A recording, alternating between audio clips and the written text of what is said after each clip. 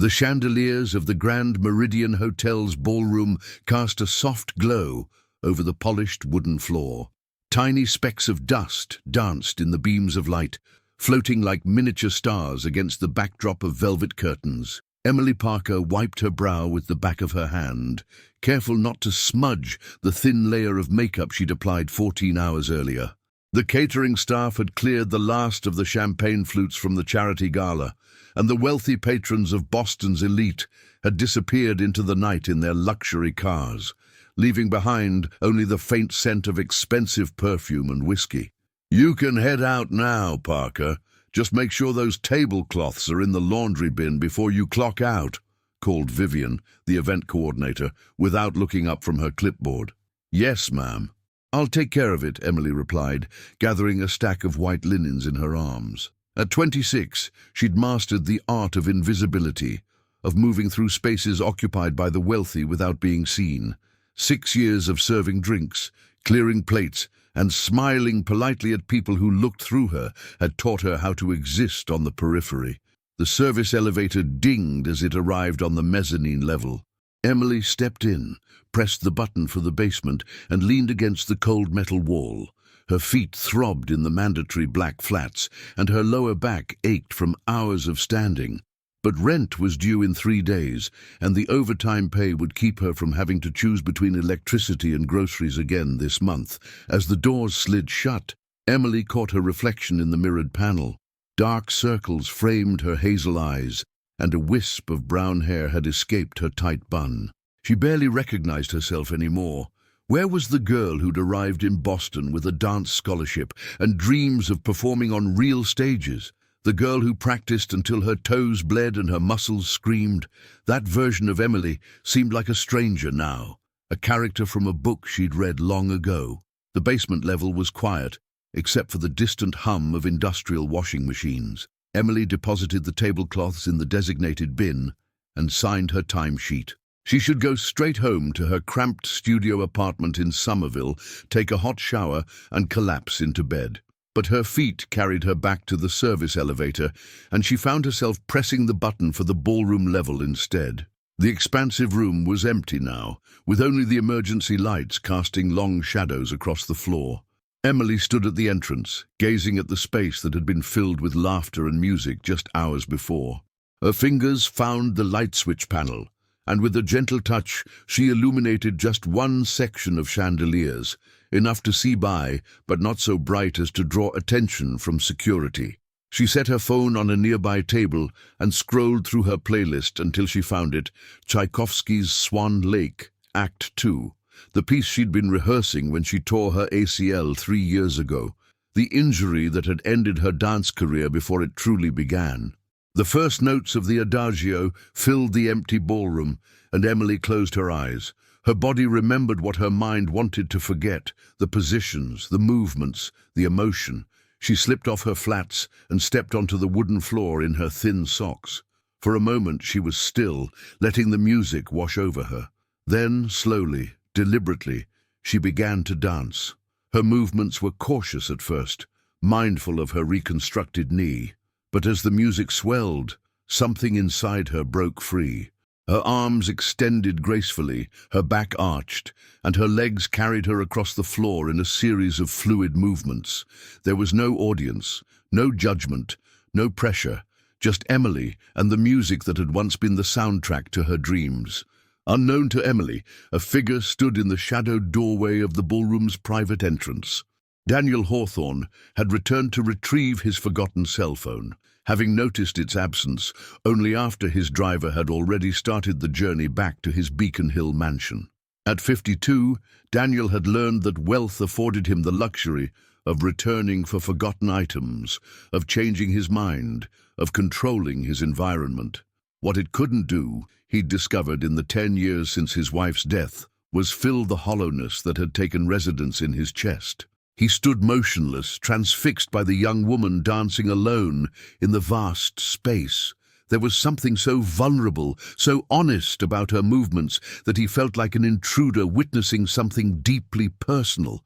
Yet he couldn't look away.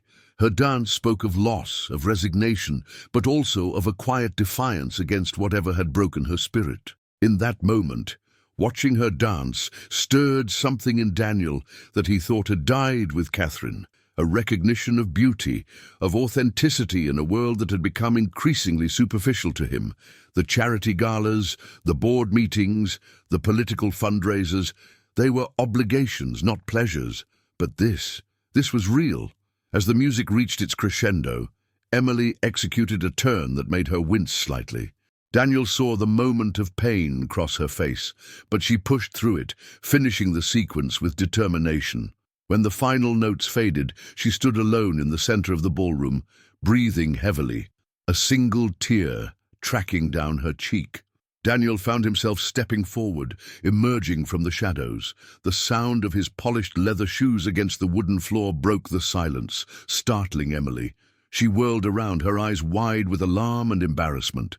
"I'm sorry, I shouldn't be here. I was just leaving," she stammered, quickly wiping away the tear and reaching for her phone to silence the music. "No, please," Daniel said, his voice softer than he intended. "I'm the one who should apologize for intruding."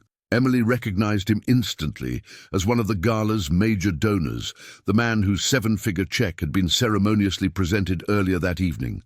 Daniel Hawthorne, tech mogul turned philanthropist, whose face occasionally graced the business section of newspapers, and he had just caught her using the venue without permission. "Mr. Hawthorne, I didn't realize anyone was still here. I'll be going now," she said, her cheeks flushing as she gathered her belongings. Daniel took another step forward, then stopped, not wanting to frighten her further. "You dance beautifully," he said simply. "Were you professionally trained?" Emily hesitated, clutching her phone like a lifeline. "A long time ago," she replied, her voice barely audible in the vast space. "It doesn't matter now. It mattered enough for you to come back here tonight," he observed. Their eyes met across the empty dance floor, hers uncertain, his curious. Neither could have predicted how this chance encounter would alter the course of their lives, how this moment would be the first step in a journey that would force them both to confront their pasts and reimagine their futures. And as they stood there in the dim light of the ancient chandeliers, Daniel Hawthorne did something he hadn't done in a very long time. He smiled. The morning after the charity gala dawned crisp and clear, sunlight filtering through the blinds of Emily's apartment. She'd barely slept, replaying her encounter with Daniel Hawthorne in her mind. The shame of being caught dancing after hours had given way to a different kind of discomfort, the unsettling feeling of being truly seen for the first time in years. Emily's routine rarely varied. Wake at 5:30 a.m., stretch her knee, shower, eat a quick breakfast, and catch the red line to her morning shift at Westfield Cafe before heading to whatever catering gig she had lined up for the evening. Today was no different, except for the memory of a billionaire's unexpected kindness lingering in her thoughts. "Order up for table 7, called Marco from the kitchen as Emily tied her apron around her waist. The cafe buzzed with its usual morning crowd, commuters grabbing coffee, students hunched over laptops, and locals lingering over breakfast. "Emily, there's someone asking for you," said Jessie, another waitress, nodding toward the front counter with a curious expression. Emily frowned, setting down the coffee pot. She wasn't expecting anyone. Making her way to the counter, she stopped short when she saw him, Daniel Hawthorne, looking somewhat out of place in his tailored suit among the cafe's casual atmosphere. "Mr. Hawthorne," she said, unable to mask her surprise. "What are you doing here?" Daniel shifted slightly, a hint of uncertainty crossing his normally composed features. "I hope you don't mind. I asked the hotel manager for your name, and it wasn't difficult to find where you work." Under different circumstances, this might have seemed intrusive, even concerning, but there was something in his demeanor, a vulnerability behind his confident exterior, that made Emily pause. "I wanted to apologize properly for interrupting you last night," he continued, his voice low enough that only she could hear. "And I wanted to ask you something if you have a moment." The cafe manager was watching their interaction with interest, and Emily felt a flicker of anxiety. "I'm in the middle of my shift, but I have a break in about 20 minutes. Daniel nodded. "I'll wait, if that's all right." True to his word, Daniel settled at a corner table with a cup of black coffee, occasionally checking emails on his phone, but mostly watching the flow of the cafe with quiet observation. Emily felt his eyes on her as she moved between tables, pouring coffee and delivering plates. Unlike the previous night, when she'd been invisible to him and the other gala attendees, now she felt hyper-visible. When her break finally came, Emily slid into the seat across from him, her hands clasped tightly in her lap. "You've gone to a lot of trouble to find me," she said directly. Daniel set his phone down. "I apologize if it seems excessive. The truth is I was moved by your dancing. It reminded me of—" He paused, reconsidering his words. "It reminded me that there's still beauty in the world worth noticing." Emily shifted uncomfortably. "It was just a moment of weakness. I shouldn't have been using the ballroom like that." "A moment of strength, I'd say," Daniel countered. "Tell me, why did you stop dancing professionally? Your technique suggests formal training." The directness of his question caught Emily off guard. Most people she encountered in her daily life didn't ask such personal questions. They ordered coffee, left tips, and remained safely on their side of the transactional divide. "ACL tear," she answered after a moment, gesturing to her right knee. 3 years ago, I was at Boston Conservatory on scholarship. The doctors did what they could, but—" She shrugged, the gesture conveying years of disappointment. "Some dreams have expiration dates." Daniel nodded, understanding in his eyes. "Some do. Others just need to be reimagined." He reached into his jacket pocket and withdrew an envelope, sliding it across the table. "The Boston Arts Foundation is hosting a special performance next month, a showcase of emerging choreographers. I'm on the board. We're looking for someone to assist with coordination, someone who understands dance from the inside. The position comes with access to studio space during off hours." Emily stared at the envelope, not reaching for it. "Why would you offer this to me? You don't know anything about me." "I know what I saw last night," Daniel replied. "Talent doesn't disappear with injury. It finds new channels. The position is legitimate and you're qualified. Whether you take it is entirely up to you." The cafe's bell jingled as new customers entered, and Emily knew her break was ending. She hesitated, then took the envelope, tucking it into her apron pocket. "Thank you, but I need to think about it," she said, standing up. "Of course." Daniel rose as well, towering over her slight frame. "My contact information is inside.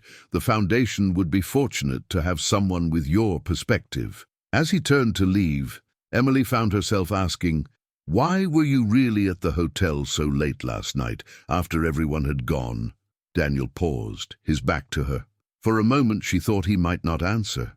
Then, without turning around, he said, "Some spaces feel less empty than others, even when you're alone in them."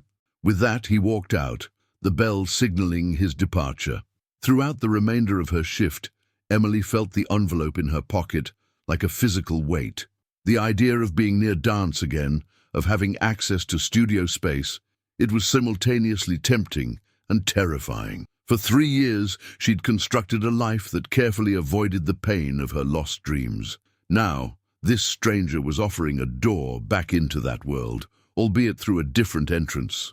That evening, after declining an extra catering shift, Emily returned to her apartment earlier than usual. She sat at her small kitchen table and finally opened the envelope. Inside was an official letter from the Boston Arts Foundation describing the position, along with Daniel's business card, on which he'd handwritten his personal cell number. Emily placed the card under a refrigerator magnet and took a long shower, letting the hot water ease her constantly aching muscles. As steam filled the small bathroom, her mind drifted to the memory of Catherine Hawthorne's death 10 years ago. A headline she vaguely remembered from her teenage years. A car accident in the rain, the tech mogul's picture-perfect family shattered in an instant. Perhaps that explained the sadness she'd glimpsed beneath his composed exterior. They were both intimately acquainted with loss, with the cruel randomness of fate and how quickly life's trajectory could change. Later, wrapped in her threadbare robe, Emily found herself scrolling through her phone, looking at old videos from her dance days. Videos she usually avoided because they hurt too much. Her finger hovered over Daniel's number, saved in her contacts. Across town, in his spacious Beacon Hill mansion, Daniel sat alone in his study, a glass of scotch untouched beside him. The house, with its 5 bedrooms and meticulously maintained gardens, echoed with silence. He'd kept it exactly as Catherine had designed it, a museum to the life they'd planned together. Even their daughter Olivia's childhood bedroom remained unchanged, despite her now being a junior at Princeton. His phone screen lit up with a text notification. "This is Emily Parker. I'd like to learn more about the position. When can we meet?"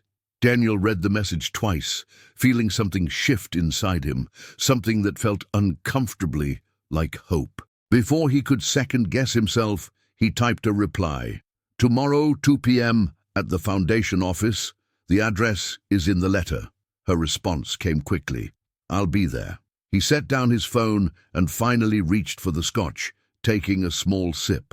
Tomorrow, for the first time in years, he had something to look forward to that wasn't related to business obligations or philanthropy, something that felt personal, even a bit reckless. Catherine would have approved, he thought. She'd always accused him of being too calculated, too careful. "Life happens in the unplanned moments," she used to say.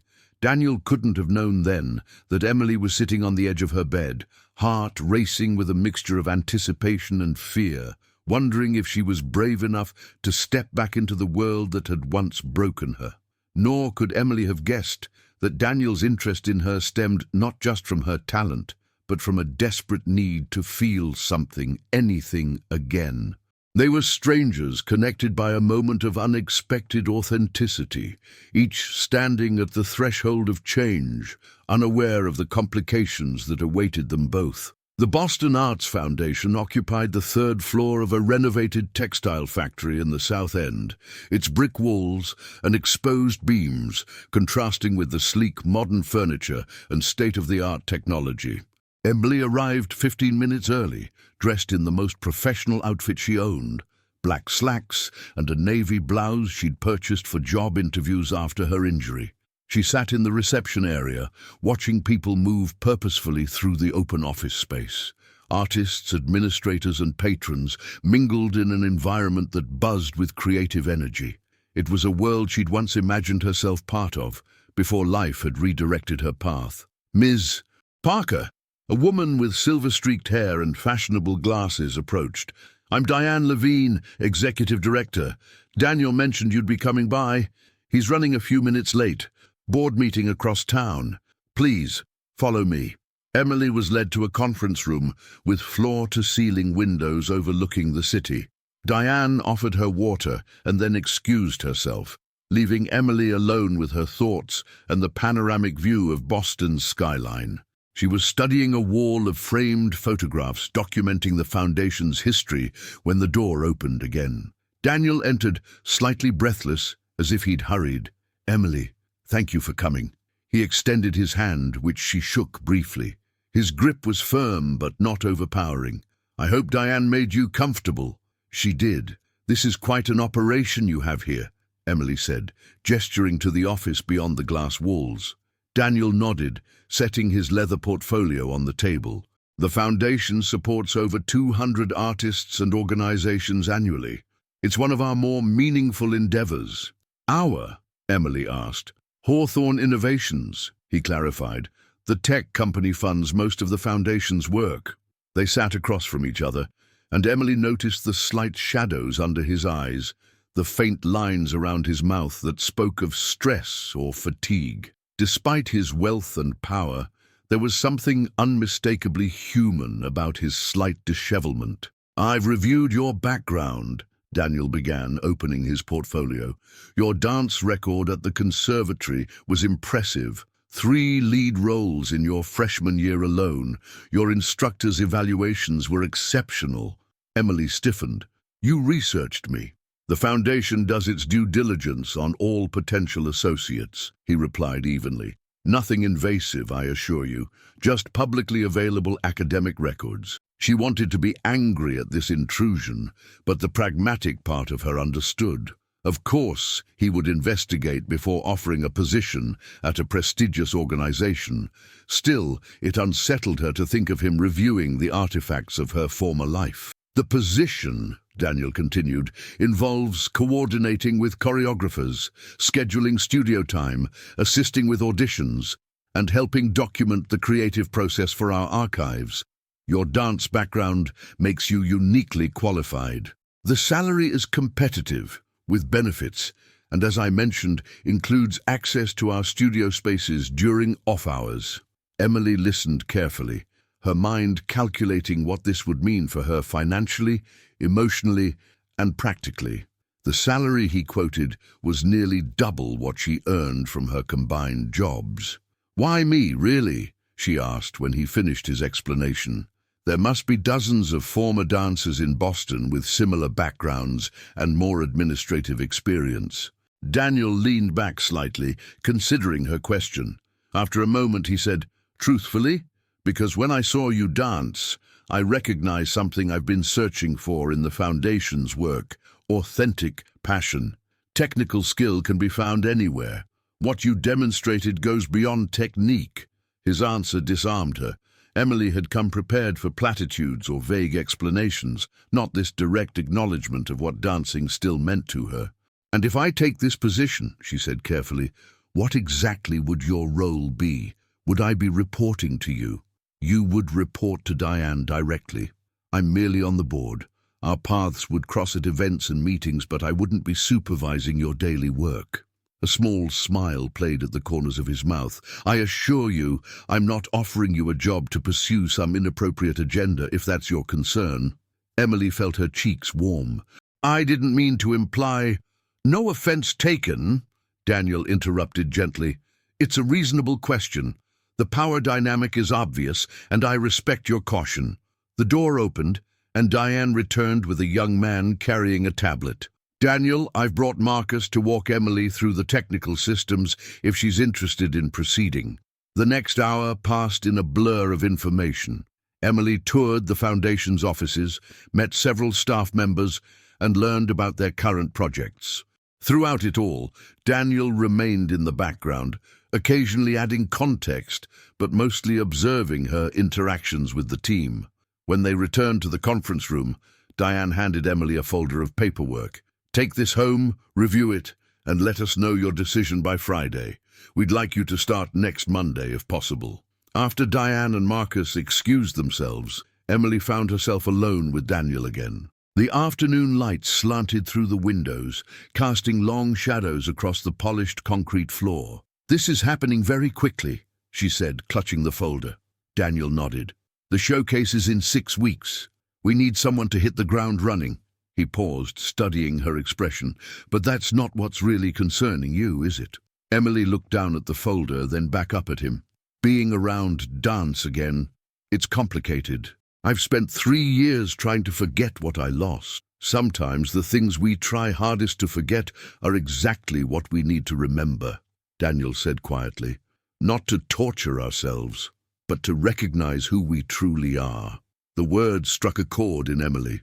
She'd built walls around her past, compartmentalizing her pain and disappointment. The idea of dismantling those walls was terrifying. "Speaking from experience?" she asked. A shadow crossed Daniel's face. "Perhaps." Emily knew she was crossing a line, but something compelled her to push further. "Your wife. I remember reading about the accident. I'm sorry for your loss." Daniel's expression closed briefly, then relaxed with what seemed like conscious effort. 10 years next month. Catherine was extraordinary. Brilliant physicist, devoted mother, terrible cook. A genuine smile touched his lips at the memory. She would have appreciated your directness. The personal disclosure shifted something between them, no longer just a potential employer and employee, but two people acknowledging shared experiences of loss and resilience. "I should go," Emily said, gathering her things. "I have a lot to consider." Daniel walked her to the elevator. As they waited, he said, "Whatever you decide, Emily, I hope you keep dancing, even if it's just for yourself in empty ballrooms." The elevator arrived, and Emily stepped inside. As the doors began to close, she held his gaze. "Thank you for seeing me," she said softly, meaning far more than the job interview. The doors closed on Daniel's thoughtful expression, and Emily leaned against the elevator wall, exhaling slowly. The folder in her hands contained the possibility of a new beginning, a way back to a world she'd loved and lost. But it also meant opening herself to potential pain, to reminders of what could have been. That night, alone in her apartment, Emily called her mother in Minnesota, something she rarely did midweek. "A job at an arts foundation?" her mother repeated after Emily explained the opportunity. "Honey, that sounds perfect for you. Why do you sound so uncertain?" Emily sighed, curling up on her second-hand couch. "Because it means facing everything I've been running from. Being around dancers, choreography, performances. It's like pressing on a bruise that never fully healed." Or maybe," her mother suggested gently, "it's like strengthening a muscle that's atrophied. Emily, you've been surviving, not living since your injury. Maybe this is the universe offering you a chance to find joy again, just in a different form." After they hung up, Emily sat in the dark, thinking about her mother's words, about Daniel's unexpected intrusion into her carefully constructed existence, about the feeling she'd had while dancing in that empty ballroom, a brief reconnection with her true self. She pulled out her phone and typed a message. "I'll take the position. Thank you for the opportunity." Miles away, Daniel read her message while sitting beside his daughter Olivia, who had surprised him with an unexpected visit from Princeton. They were watching an old movie, one of Catherine's favorites. "Good news?" Olivia asked, noticing his small smile. "Yes," he replied simply. "I think it might be." What Daniel didn't tell his daughter was how Emily's dancing had awakened something he thought long dead, a capacity for wonder, for recognizing beauty in unexpected places, or how her story of loss and resilience had made him question whether he'd been truly living these past 10 years, or merely existing inside the comfortable cocoon of his wealth and work. As the movie played on, Daniel found himself thinking not of Catherine, as these films usually made him do, but of a young woman dancing alone in an empty ballroom, finding freedom in a moment stolen between responsibilities. He wondered what it would be like to find that kind of freedom again, to stand up, literally and figuratively, and step back into life's dance. Neither Emily nor Daniel could have predicted how their professional relationship would evolve in the coming weeks, how their respective wounds would both complicate and deepen their connection, or how the upcoming showcase would become the catalyst for confronting the ghosts that haunted them both. The rhythmic tap of raindrops against the windows of the studio provided a melancholy soundtrack as Emily observed the rehearsal from the back of the room. 5 weeks had passed since she'd accepted the position at the Boston Arts Foundation. Weeks filled with intense work, preparing for the showcase that was now just days away. "Again from the transition," called Marcos Alves, one of the showcase choreographers. The dancers nodded, returning to their positions with the disciplined patience of professionals. Emily made notes on her tablet, documenting changes to the piece for the technical crew. She'd fallen into the role with surprising ease, her dance background giving her an intuitive understanding of what the choreographers needed before they even asked. The administrative aspects had been more challenging, but Diane had proven to be a supportive mentor, guiding Emily through the foundation's systems and protocols. And then there was Daniel. True to his word, he'd maintained a professional distance, their interactions limited to foundation meetings and occasional emails. Yet Emily was acutely aware of his presence whenever they were in the same room, an awareness that confused and sometimes troubled her. "That's enough for today," Marcos announced to the dancers. "Rest those bodies. I need you sharp for tomorrow's dress rehearsal." As the studio emptied, Emily approached Marcos with questions about lighting cues. They were deep in discussion when Daniel appeared in the doorway, dressed in a casual sweater and jeans rather than his usual suit, a rare sight that momentarily distracted Emily. "Don't mind me," he said, noticing their conversation. "I just came to check on the progress." Marcos brightened. "Danielle, perfect timing. We were just discussing the final sequence. Perhaps you'd like to see it." Emily has been invaluable in helping refine the transitions. Before Emily could protest, Marcos was calling one of the departing dancers back. Alicia, show Mr. Hawthorne the modified ending we worked on with Emily's input.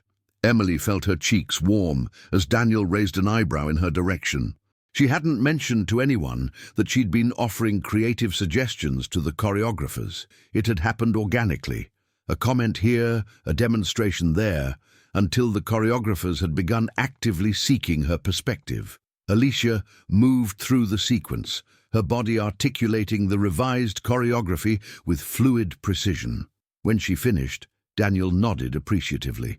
"That's significantly stronger than what I saw last week," he remarked. "The emotional impact is much clearer now." Marcos beamed.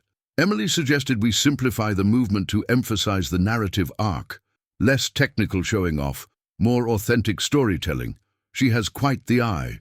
After Marcos and Alicia left, Emily busied herself organizing notes, acutely aware of Daniel's presence as he wandered the studio, examining the space with thoughtful attention.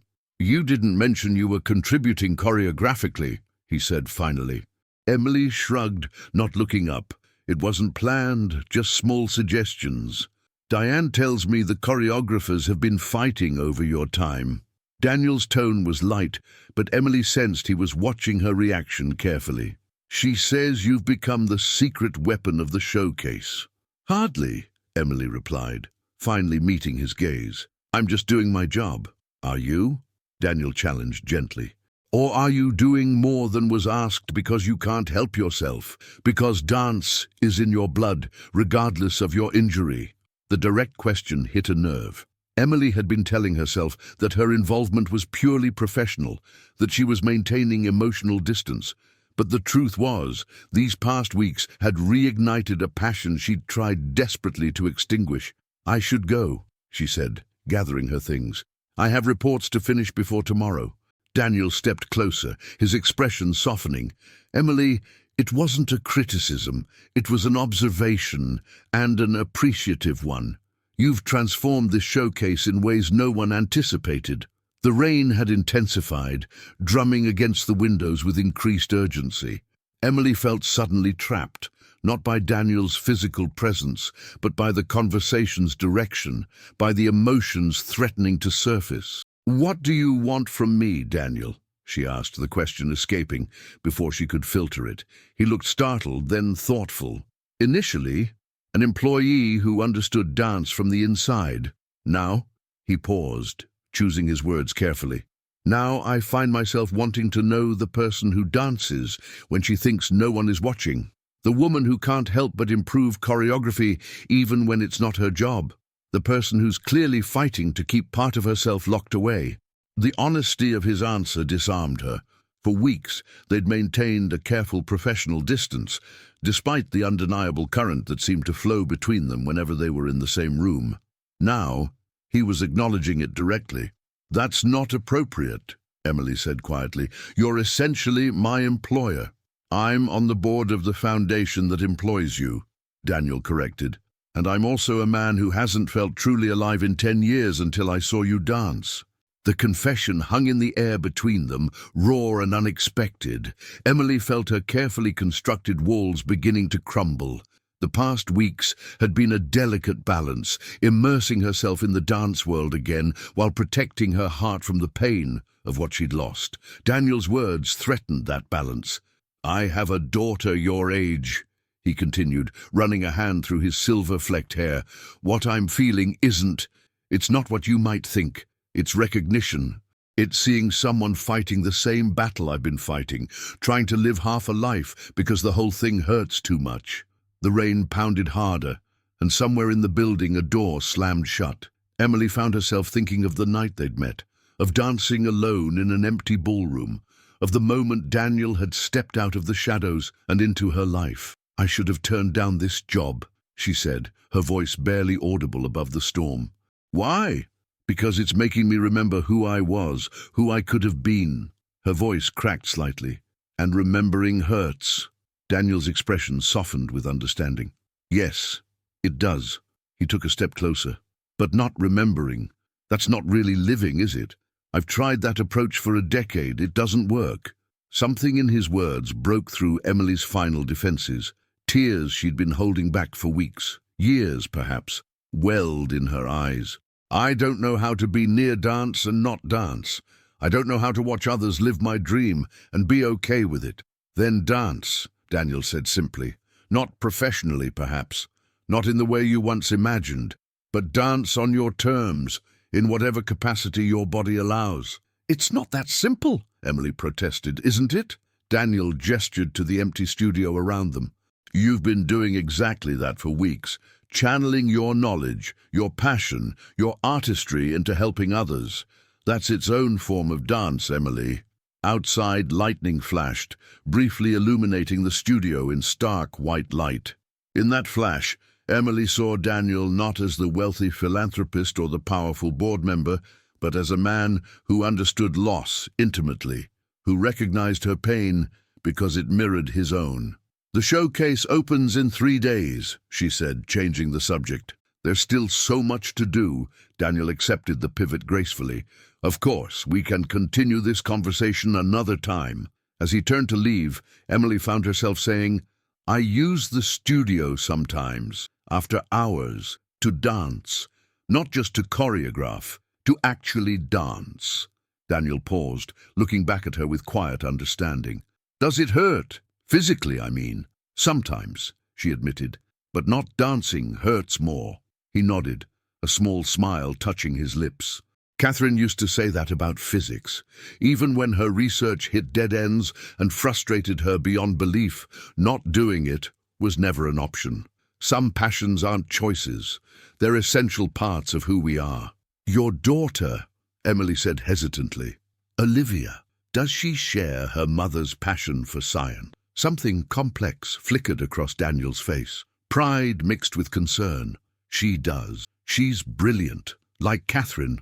Currently struggling with whether to pursue pure research or more applied work. She worries about measuring up to her mother's legacy. That must be difficult, Emily observed.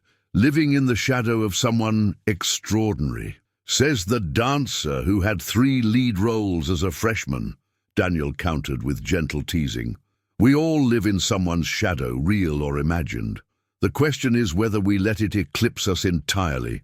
The philosophical turn in their conversation felt surprisingly natural. For the first time, Emily wasn't hyper-aware of their differences in age, wealth, or position. They were simply 2 people discussing the universal challenges of living authentically after loss. I should really go, Emily said, glancing at the time. Dress rehearsal starts early tomorrow. Daniel nodded. I'll walk you out. I think we both forgot umbrellas. They made their way through the building in comfortable silence. At the entrance, Daniel removed his jacket and held it over their heads as they dashed to the parking area. The rain soaked through almost immediately, but the gesture itself, practical, thoughtful, unassuming, touched Emily deeply. Your car or mine? Daniel asked, rain streaming down his face. I take the tea, Emily replied, suddenly conscious again of the disparity in their circumstances. Without hesitation, Daniel said, Let me drive you home. This storm is only getting worse.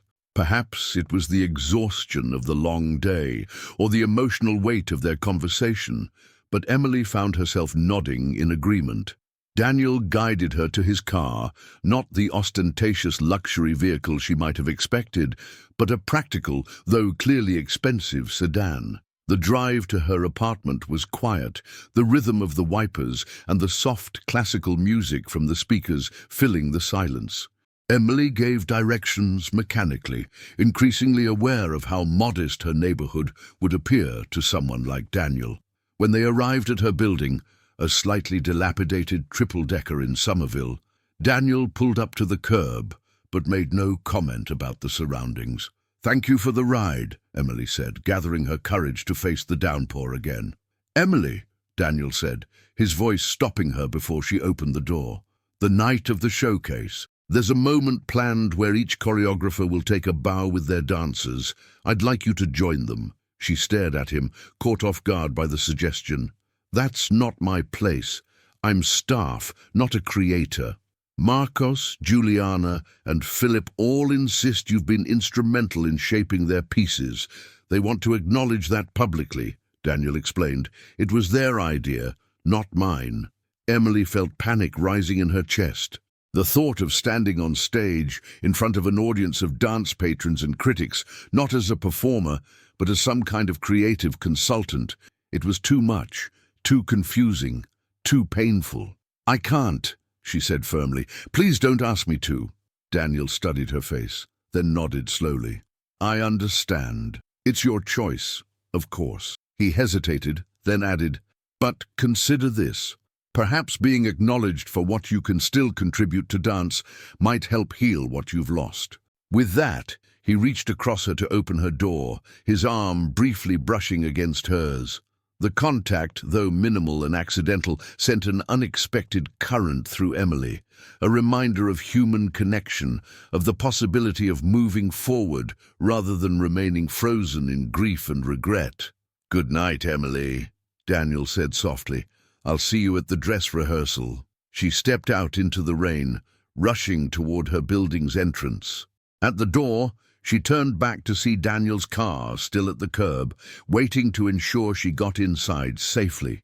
She raised a hand in acknowledgement, and only then did he drive away, taillights disappearing into the stormy night. Inside her small apartment, Emily peeled off her wet clothes and stood under a hot shower, letting the water wash away the physical and emotional tension of the day. As steam filled the bathroom, she found herself thinking not of her lost dance career or the pain of her injury, but of the showcase, of the creative contributions she'd made, of the moment when Marcos had first implemented one of her suggestions, and how right it had felt to see her vision realized through another dancer's body. And beneath those thoughts, a quiet awareness.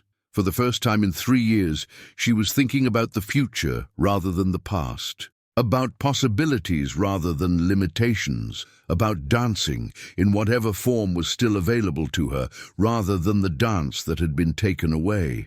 On the night of the showcase, the Boston Arts Foundation's performance space buzzed with anticipation.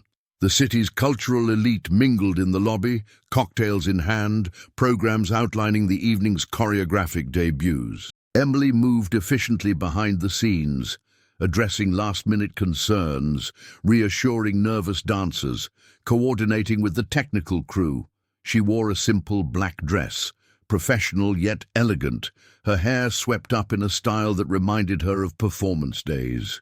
The familiar pre-show energy pulsed through the building, but for once it didn't bring the usual ache of exclusion. Instead, Emily felt connected to the process in a new way, not as the performer she once was, but as someone who had helped shape what the audience would experience. Just before the house lights dimmed, Daniel appeared backstage. He wore a perfectly tailored tuxedo, his silver-streaked hair combed back, his posture impeccable. Several board members accompanied him, but he excused himself to approach Emily. "Everything running smoothly?" he asked, though his eyes conveyed a deeper question. "Like clockwork," she assured him. "The dancers are ready. The pieces are strong." Daniel nodded, satisfaction evident in his expression. "Thanks to you, in no small part." He hesitated, then added, "Olivia is here tonight. She came up from Princeton. I'd like to introduce you after the performance, if you're willing." The mention of his daughter sent an unexpected flutter of nervousness through Emily. "Of course," she replied, trying to sound casual. "I'd like that." As Daniel rejoined his colleagues, Marcos approached Emily, squeezing her arm with excitement. "It's time. Remember what we discussed. When we take our bows, there's space for you beside me." Emily shook her head. "Marcos, I told you."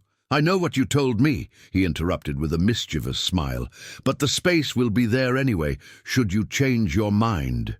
Before she could protest further, the stage manager called places, and the showcase began. From the wings, Emily watched as months of planning, weeks of rehearsal, and countless hours of creative collaboration manifested in beautiful, moving performances. Each piece told a story of resilience, of connection, of transformation, themes that resonated deeply with her own journey.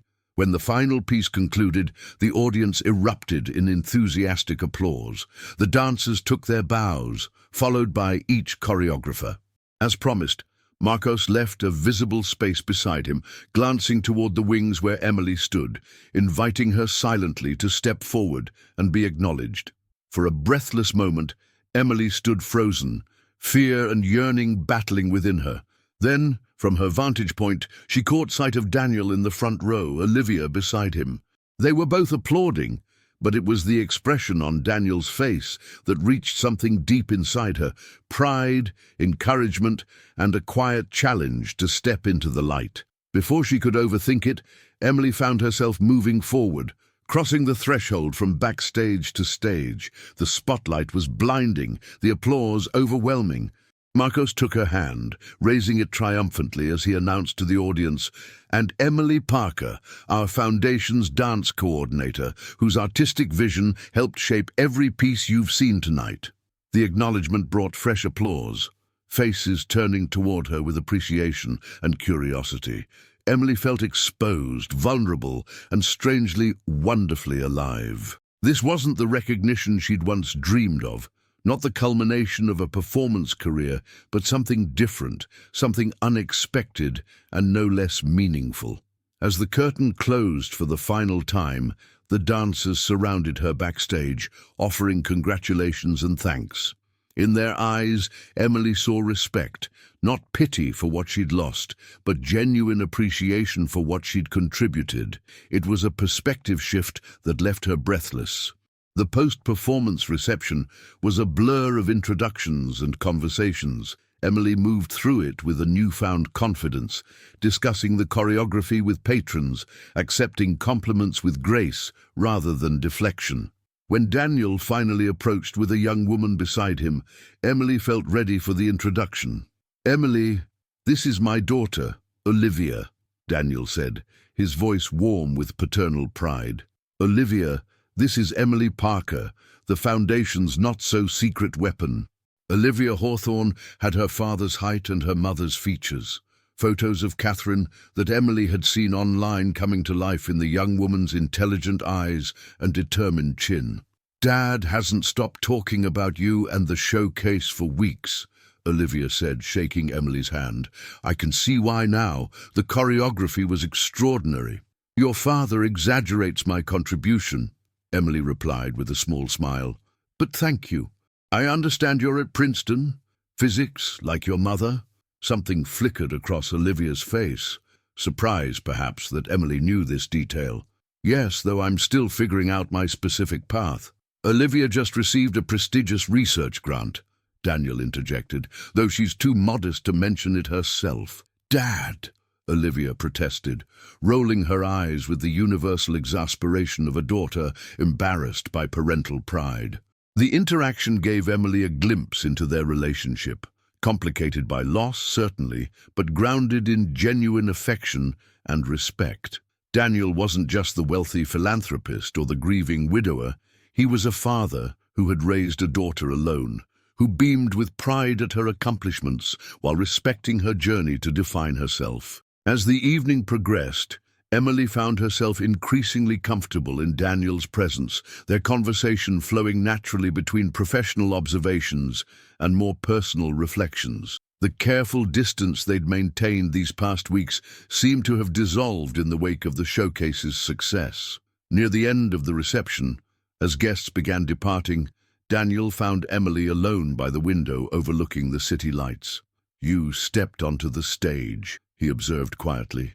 Emily nodded, still processing the moment herself. "It felt right somehow. Not what I expected, but meaningful in its own way," Daniel finished for her. "Yes," she agreed, "exactly that." They stood in comfortable silence, watching the reflection of twinkling lights in the glass. Finally, Emily spoke the question that had been forming in her mind throughout the evening. "What happens now, Daniel?" He turned to face her fully, understanding the layers in her simple question. "Professionally, the Foundation would be honored if you'd consider a permanent position. Your contract was for the showcase, but Diane has already approached me about creating a role that would allow you to continue your creative contributions." "And Emily hesitated, then pushed forward with uncharacteristic boldness. Beyond, professionally? Daniel's expression softened. That depends on many things. On whether you're ready to explore what's been growing between us. On whether the complications, our age difference, my position on the board, your emerging career, are obstacles we want to navigate together. His honesty was refreshing. No games, no pretense, just a straightforward acknowledgement of their situation. I don't know if I'm ready, Emily admitted. These past weeks have been overwhelming in so many ways. Returning to dance, even in this different capacity, finding purpose again. And then there's you, someone I never expected to enter my life. Daniel nodded, no hint of disappointment in his expression. Then perhaps we start simply, dinner sometime next week, away from the foundation, away from the professional context, just two people getting to know each other better. Emily found herself smiling. I'd like that. As the reception ended and staff began cleaning up, Daniel offered to drive Emily home once more. This time there was no storm, just a clear night sky scattered with stars. They drove with the windows down, the spring air carrying the promise of new beginnings. When they reached her apartment, Daniel walked her to the door, a gesture both old-fashioned and touching in its respect. Thank you, Emily said as they stood on her worn doorstep. Not just for tonight, but for seeing something in me that night at the hotel, something I'd forgotten was there. Daniel's expression was thoughtful. Perhaps we've done that for each other. Seen what was hidden, what was waiting to be rediscovered. In the soft glow of the porch light, Emily made a decision, rising slightly on her toes.